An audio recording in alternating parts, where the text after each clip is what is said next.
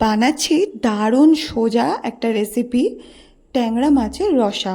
এটার জন্য প্রথমে মাছ ধুয়ে ভালো করে এর মধ্যে হলুদ গুঁড়ো, কাঁচা সর্ষের তেল আর নুন ভালো করে মাখিয়ে নিয়ে সর্ষের তেলে খুব কড়া কড়া করে ভেজে নেব।